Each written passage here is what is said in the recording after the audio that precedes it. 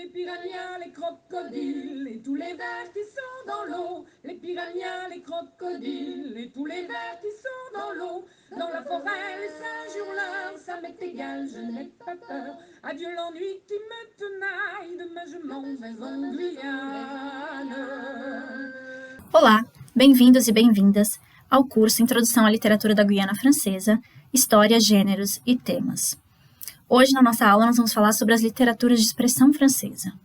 Quando falamos de literatura de expressão francesa, a gente sempre acaba discutindo questões que não são apenas literárias, mas também questões históricas, sociológicas e, sobretudo, políticas. Isso porque,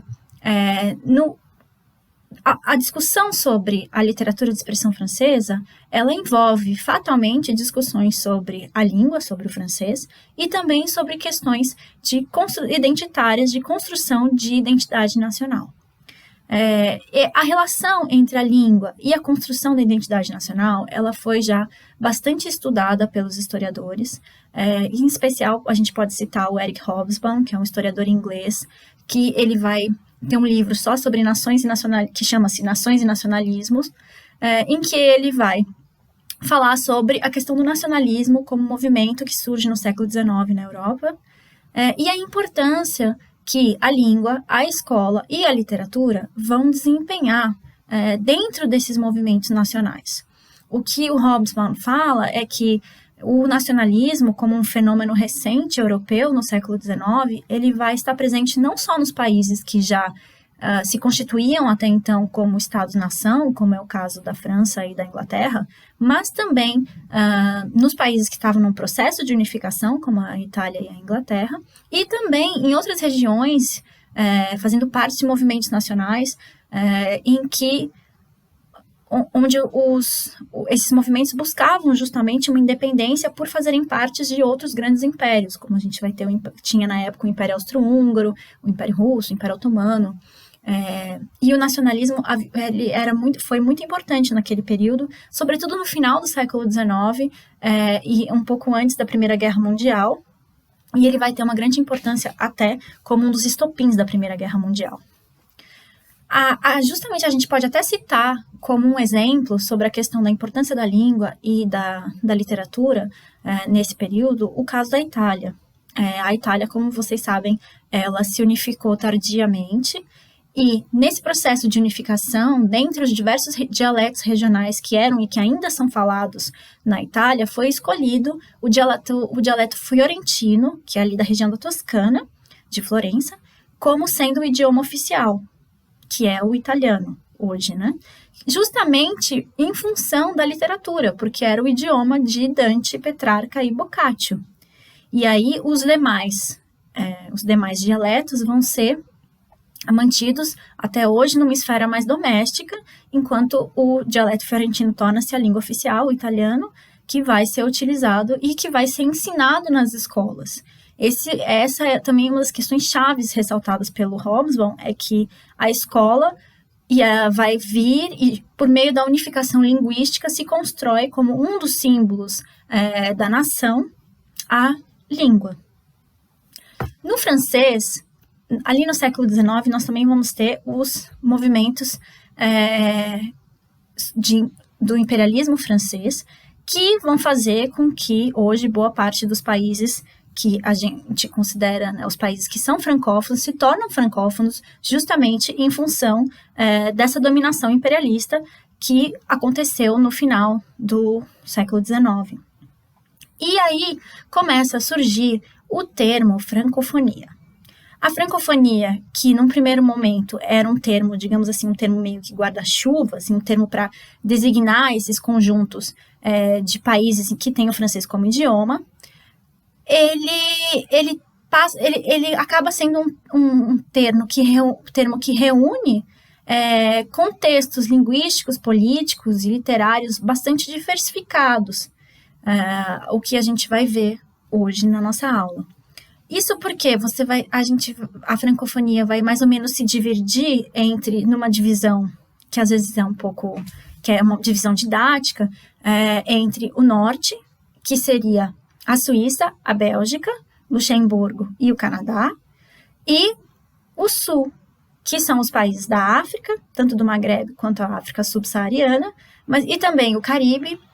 as Antilhas, né, e o Oriente Médio e a Ásia.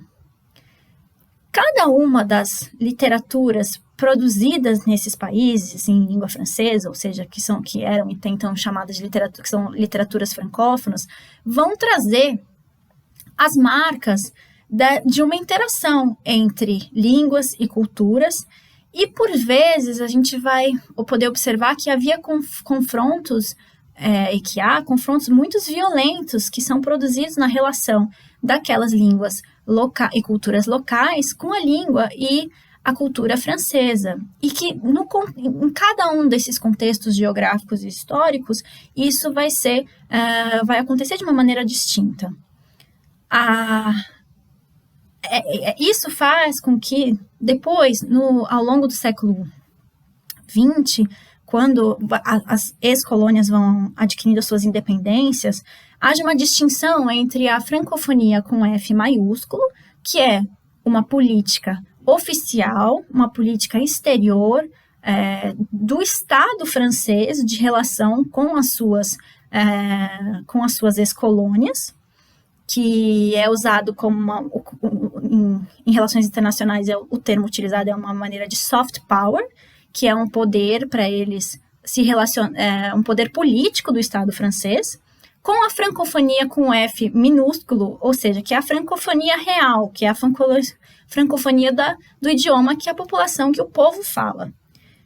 Mas muitas vezes essa distinção é tida pelos críticos como uma distinção muito difícil de ser realizada na prática, justamente em função de uma relação tão intrínseca que acontece entre a língua, o idioma e a política. E isso acaba incluindo também a literatura. Então, separar o que é a literatura, o idioma e a política acaba se tornando praticamente impraticável. E quando a gente fala de literatura de expressão francesa,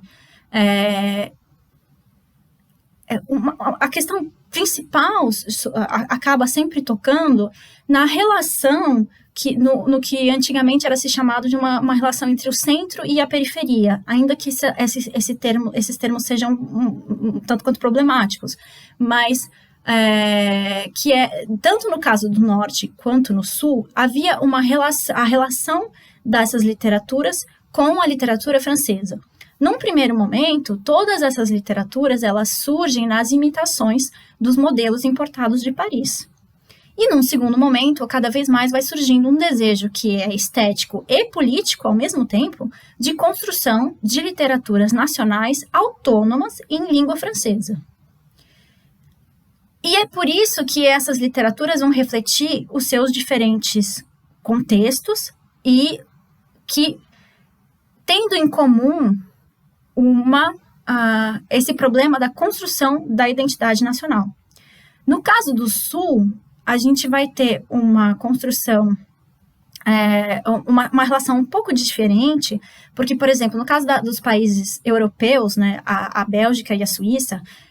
elas estão ao lado da França, são vizinhos fronteiriços, mas que falam francês há muitos séculos e que nunca foram subjugados pelo Estado francês, eles sempre foram estados independentes. E com isso, mas apesar disso, a relação é um pouco problemática, tanto que há críticos que muitas vezes levantam um questionamento de será que existe de fato uma literatura belga? A gente pode falar de uma literatura suíça da região romande, que é ali a região francófona da Suíça? E a oposição que eles vão fazer, o que é curioso, por exemplo, no caso da poesia belga do século XIX, ela vai tentar se diferenciar da literatura francesa, querendo afirmar a sua alma belga, se aproximando da sua identidade nórdica, ou seja, da sua relação com o flamenco. E é curioso isso, porque a gente sabe que até hoje a relação da Bélgica entre as duas regiões ainda é um tanto conflituosa. E a mesma coisa acontece com a Suíça. A literatura vai querer afirmar a sua identidade romande em oposição às outras partes da Confederação Helvética. E ainda que muitas vezes eles acabam sendo vistos, assim, não sem grandes destaques como literaturas nacionais autônomas e muitas vezes confundindo como sendo só uma parte, um anexo da literatura francesa. No Canadá, ali na região do Quebec, acontece mais ou menos uma coisa parecida, em que a literatura no século XIX, no começo, no século XIX, século XX, ela vai ser sim, também uma literatura de resistência, de celebração da paisagem, da cultura e da história dos canadenses francófonos, os quebecois, que vivem essa contradição de serem francófonos e ali serem súditos, naquela época, da coroa britânica. O que mais ou menos acontece até hoje, né? Existe o Quebec acaba sendo uma ilha francófona no meio de um país anglófono que tenta meio que se sobreviver a esse domínio do inglês, sobretudo por estar tão próximo dos Estados Unidos. Esses conflitos de identidade e da relação com a França são muito mais até agudos nos países do chamado Sul, justamente porque eles estão associados aos conflitos pós-coloniais, né? As ex-colônias, que muitas se tornaram independentes, no caso da Argélia, por exemplo, com o caso de uma guerra, então você vai ter conflitos que são bastante problemáticos, que vão envolver também a questão do racismo do europeu branco em relação às populações nativas, sejam africanas ou asiáticas, ou os antigos escravos, no caso do Caribe também, de origem africana, logicamente. E isso cria uma nova camada um pouco problemáticas, sobretudo para a literatura, que é a questão de escrever em francês, né? Porque a construção de uma identidade literária nacional na língua do colonizador, na língua daquele que nos subjugou. E isso, às vezes, é muito problemático, sobretudo, e é bastante debatido pelos autores africanos,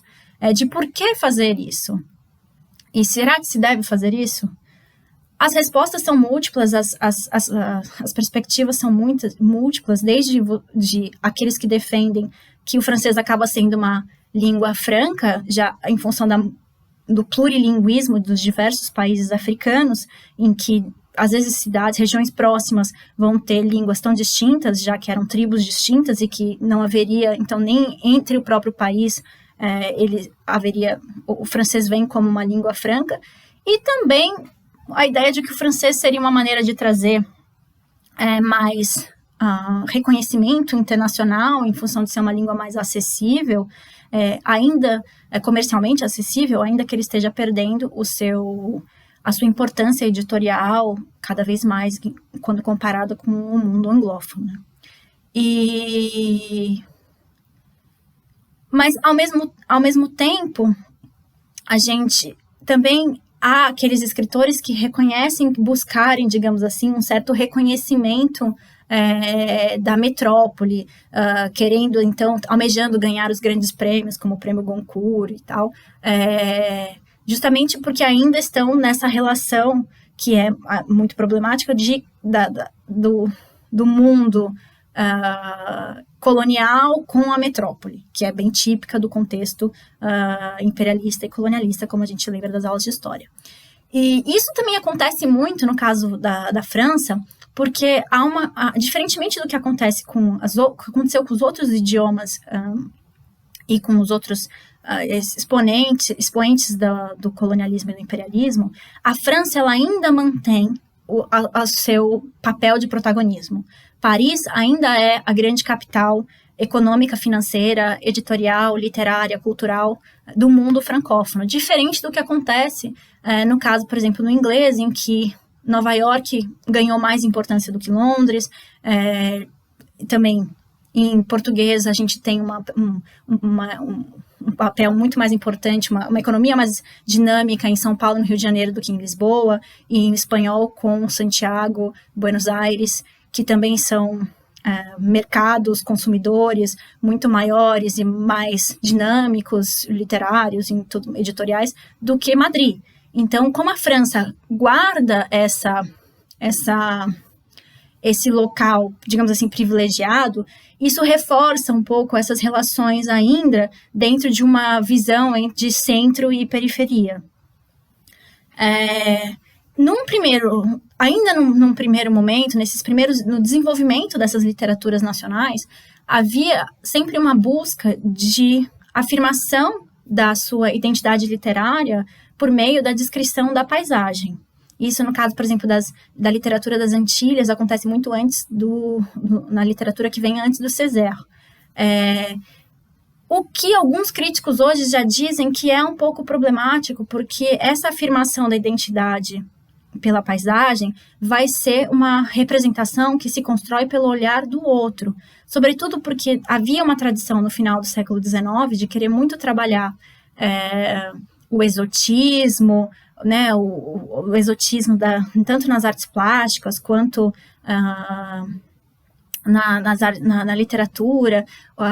um certo orientalismo exótico como uma coisa interessante, o que hoje já também é bastante criticado. Apesar disso, o Homi Bhabha, em um livro que chama O Local da Cultura, ele vai destacar a importância crucial da afirmação cultural e das histórias reprimidas dos povos subordinados por meio de literaturas autônomas. O Bhabha é um dos grandes expoentes dos estudos pós-coloniais, que é um tema muito importante na literatura anglófona,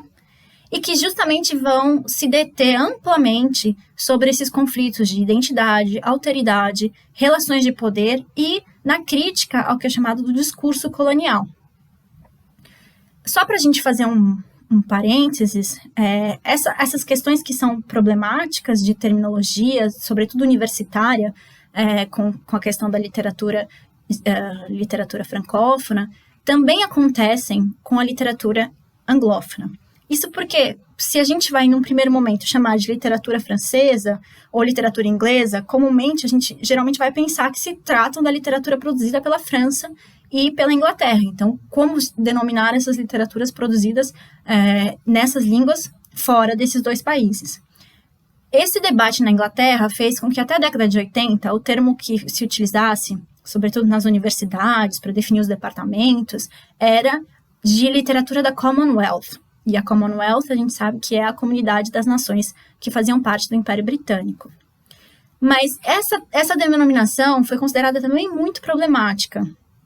Um dos principais críticos dela foi o escritor indiano Salman Rushdie. E o que o Rushdie, entre outros, criticavam é que ela englobava países que não faziam parte da Commonwealth naquele momento. E, sobretudo, o que o Rushdie dizia é que havia uma enorme contradição, porque a literatura da Commonwealth excluía a Grã-Bretanha, porque designava os outros membros da Commonwealth, sendo que a Grã-Bretanha é a líder da Commonwealth. Então, ele dizia assim, como pode ser chamado de literatura da Commonwealth? Aí, depois, na década de 80, criou-se um novo termo, que seriam novas literaturas em inglês, e hoje é mais utilizado o termo de literaturas pós-coloniais, post-colonial literatures, que também, de certa maneira, é um pouco problemático, porque ela não compreende a realidade do Canadá e da Austrália e da Nova Zelândia, que não fazem parte desses contextos pós-coloniais, ainda que eles tenham sido colônias, mas como foi um outro contexto, eles não se inserem, sobretudo nos conflitos gerados pelos movimentos que caracterizam a literatura pós-colonial e bom, as relações pós-coloniais na África, na Ásia e no Caribe. No caso do contexto francês, houve, em 2007, uma série de escritores se reuniram para recusar o termo literatura francófona, e eles publicaram no Le Monde um artigo, um manifesto que se chamava Pour une littérature monde, en français, ao afirmarem que a enorme diversidade da literatura contemporânea em língua francesa necessitava que houvesse um outro termo. E assim eles propunham o fim da francofonia que eles deliberadamente tomavam como sendo a francofonia com F maiúsculo, ou seja, a política oficial do governo francês, e propunham o nascimento do que eles chamavam de uma literatura mundo. Justamente buscando apagar essa distinção entre centro e periferia, e qualquer forma de imperialismo cultural, propondo, então, uma diversidade muito grande de literaturas em francês. Esse manifesto recebeu também críticas,